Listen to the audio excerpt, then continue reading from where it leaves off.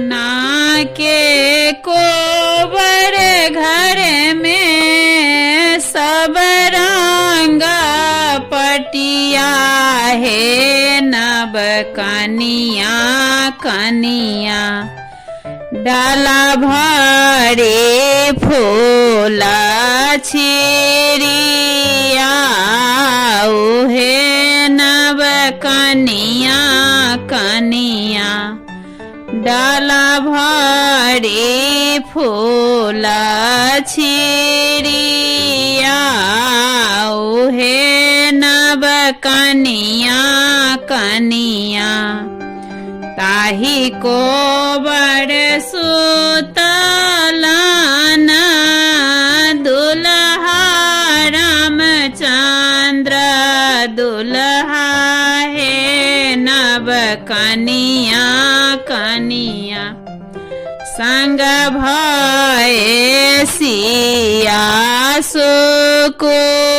सुकुमारी है नब कनिया कनिया संग भये सिया सुकुमारी है नब कनिया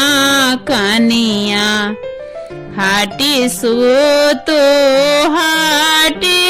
बैसो राजा जी के बेटिया हे नब कनिया कनिया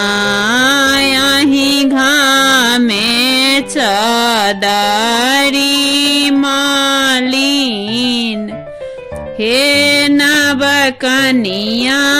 कनिया एतबा बचन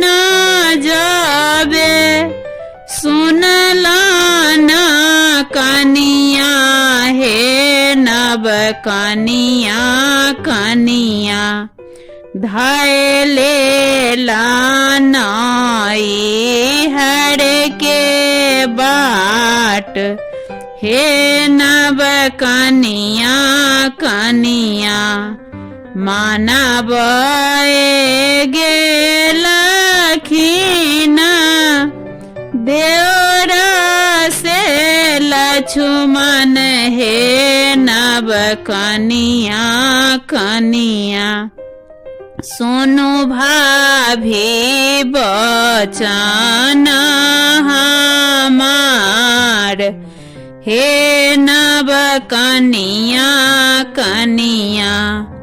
हमें कौन मानो देवरा अहू के बचनिया हे नब कनिया कनिया अहू के भैया बाजला कुबोल हे नब कनिया कनिया अहू के भैया जुनी बाजू भाभी हे नब कनिया कनिया मोड़ो भैया प्राण के आधार हे नब कनिया कनिया मोड़ो भैया प्राण के